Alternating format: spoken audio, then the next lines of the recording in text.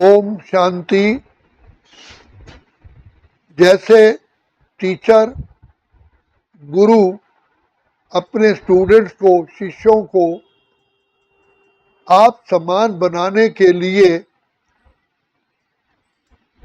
हर प्रकार से उनको शिक्षा देते हैं, ट्रेनिंग देते हैं और उनको योग्य बनाते हैं, ऐसे ही परमपिता परमात्मा जो सुप्रीम टीचर, सुप्रीम सतगुरु हैं, वो भी हम बच्चों को ऐसा महान आत्मा, देव आत्मा, पूज्य आत्मा, धर्मात्मा बनाते हैं जो सारी संसार उनकी पूजा करता है।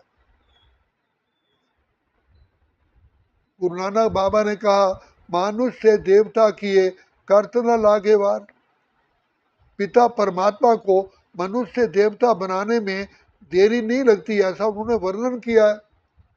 तो ये कर्तव्य परमात्मा का ही है, लेकिन कब करते हैं, कैसे करते हैं, ये गुरु ग्रंथ में नहीं बताया है। अब परम पिता परमात्मा जो ज्ञान के, आनंद के, शांति के सागर है, वो आकर के अपना कर्तव्य कर रहे हैं। ये कर्तव्य जब मनुष्य आत्मा बिल्कुल ही नीच, पतित, तमो प्रधान, भ्रष्टाचारी बन जाती है, दानव बन जाते, दानव से भी दानव बन जाती है, ऐसे पतित आत्माओं को परमपिता परमात्मा ज्ञान और योग की शिक्षा दे दे करके पूजनीय बना देते हैं। होपलेस केस में होप पैदा कर देते हैं। बुझी हुई ज्योत को, बुझने वाली ज्योत को आकर के जगा देते हैं। इसीलिए परमपिता परमात्मा का ही गायन है, ज्ञान सूर्य प्रगटया अज्ञान अधेर विनाश। पिता परमात्मा जानते हैं कि एक दानव मानव और मानव देव कैसे बनेगा। इसके पीछे कर्मों की फिलॉसफी है। मनुष्य श्रेष्ठ कर्म करने से श्रेष्ठ बनता है, भ्रष्ट कर्म करने से भ्रष्ट बनता है। तो भ्रष्ट कर्म कैसे होते हैं, ये बाप आके बताते हैं। तो सबसे पहला भूल ये हुई कि हमने अपने आप को देह समझा। ये सबसे बड़ी ऐसी भूल है जो सब कुछ चट कर देती है, सर्वनाश कर देती है। क्योंकि देह अभिमान में आने से ही जाति भेद, भाषा भेद, धर्म भेद, प्रांत भेद सारे खड़े होते हैं। काम, क्रोध, लोभ, मोह, अहंकार, ईर्ष्या, द्वेष, वैमनस्य, पर चिंतन, व्यर्थ, सब देह अभिमान से आ जाता है। जैसे लाइट के बुझने से अंधकार छा जाता है, अंधकार में ठोकरें खाते हैं और जो सत्यता कोई चीज होती है वो नहीं देख पाते। इसी प्रकार हम सब आत्माएं जो लाइट हाउस थी, माइट हाउस थी, देवता थी, सर्वगुण संपन्न, 16 कला संपूर्ण थी, विश्व पूजनीय थी, वो हमारी दशा ये हो जाती है। तो पिता परमात्मा आकर के कैसे प्यार से, तरीके से हम आत्माओं को बार बार याद दिलाते हैं, बच्चे तुम मेरे बच्चे हो, महान आत्माएं हो, श्रेष्ठ आत्माएं हो। हमें पूर्व जन्मों की याद दिलाते हैं, हमें रियलाइजेशन कराते हैं कि तुम कितने ऊंचे पिता परमात्मा की संतान हो। तो बाप सिर्फ दो बातें कहते हैं, एक तो बच्चे अपने को आत्मा समझ मुझ बाप को याद करो, और दूसरा कहते हैं इस सृष्टि चक्र को, ज्ञान को रिपीट करो। क्योंकि सृष्टि चक्र का ज्ञान रिपीट करने से बार बार जागृति आती है, अवेकनिंग आती है। हम वही आत्मा हैं जो सतयुग में सर्वगुण संपन्न, 16 कला संपूर्ण, संपूर्ण निर्विकारी थी। हम सूर्यवंशी थी, हम महान आत्माएं थी, देव आत्माएं थी, पवित्र आत्माएं थी, श्रेष्ठ आत्माएं थी, संपूर्ण निर्विकारी आत्माएं थी।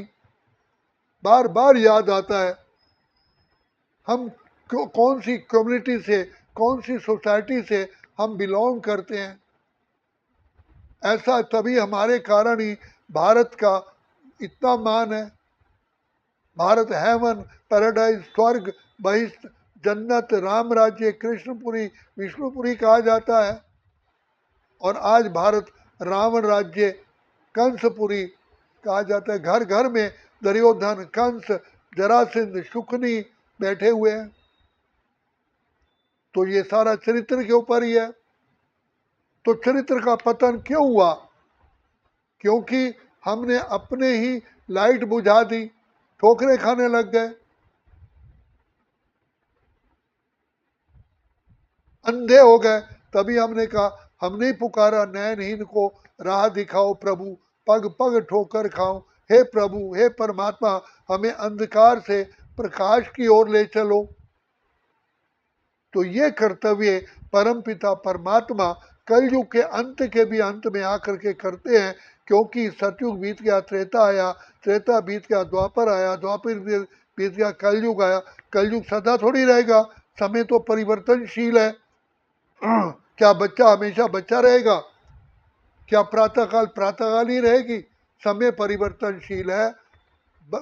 सारी सृष्टि का परिवर्तन है, नए से पुराना होना है। ये नेचुरल फिनोमिना है। जो पैदा हुआ है वो बूढ़ा होगा ही होगा। मकान नया बनता है, आखिर ऐसा समय आता है पुराना हो जाता है।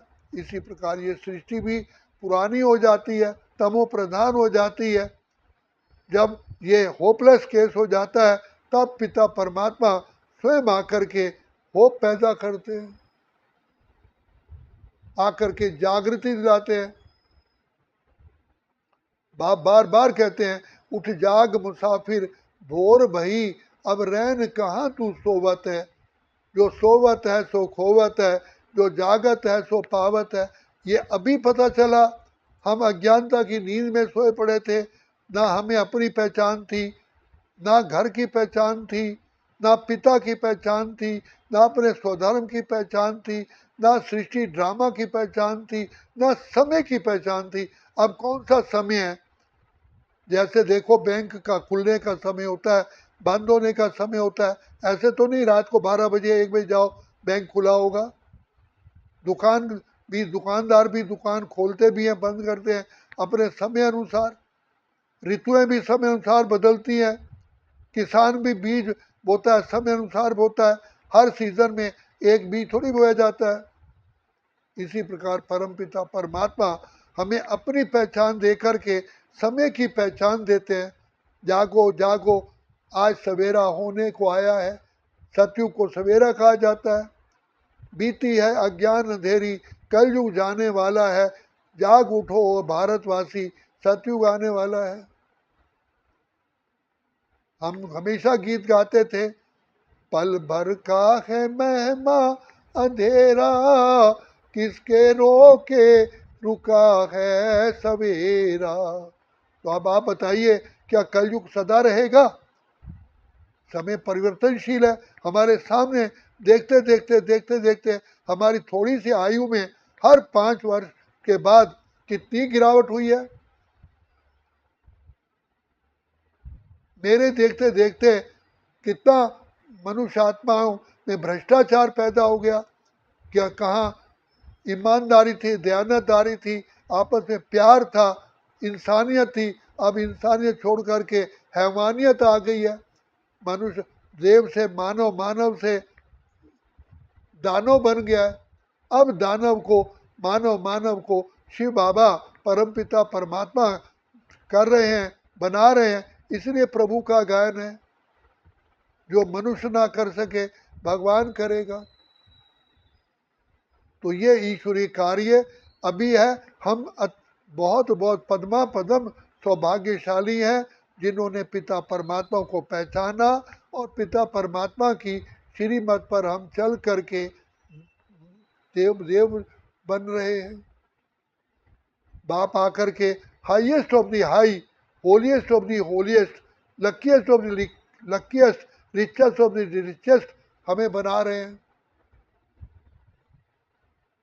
इसलिए बाप कहते हैं, जागो जागो समय पहचानो, भारत में भगवान आए हैं कौड़ी से हीरे जैसा बनाने के लिए। गया समय फिर हाथ नहीं आता, इसलिए समय का लाभ उठाओ। ये समय, इसको हीरे तुल्य समय कहा जाता है। तो ये प्रभु मिलन की वेला है, भगवान से वरदान पाने की वेला है, अपना भाग्य बनाने की वेला। यही है, यही है, यही है। अच्छा, ओम शांति, ओम शांति, ओम शांति।